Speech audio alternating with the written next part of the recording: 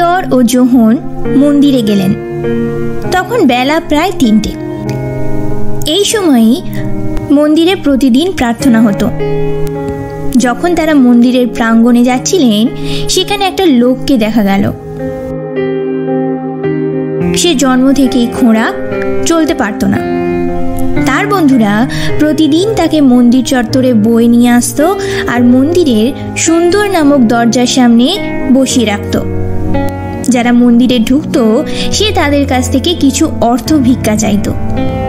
সেদিন ওই লোকটা পিতর ও যোহনকে মন্দিরে ঢুকতে দেখে তাদের কাছ থেকে ভিক্ষা চাইতে লাগলো। পিতর ও যোহন সেই খোঁড়া লোকটির দিকে এক দৃষ্টে চেয়ে বললেন, আমার দিকে তাকাও। সেই লোকটা তখন কিছু পাওয়ার আশায় তাদের দিকে তাকালো,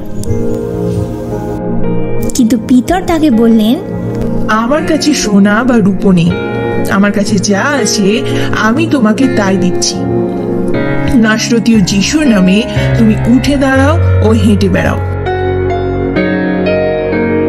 এই বলে পিতর তার ডান হাত ধরে তাকে তুলে ধরলেন। সঙ্গে সঙ্গে সে লাফিয়ে উঠে দাঁড়ালো ও চলতে থাকলো। তারপর সে তাদের সাথে মন্দিরের মধ্যে ঢুকে সেখানে হেঁটে লাফিয়ে ঈশ্বরের প্রশংসা করতে লাগলো। লোকেরা দেখলো সেই লোকটি হাঁটছে এবং ঈশ্বরের প্রশংসা করছে। তারা চিনতে পারলো মন্দিরের সুন্দর নামক দরজার সামনে বসে ভিক্ষা করতো যে লোকটা, সেই লোকই হেঁটে বেড়াচ্ছে আর ঈশ্বরের প্রশংসা করছে।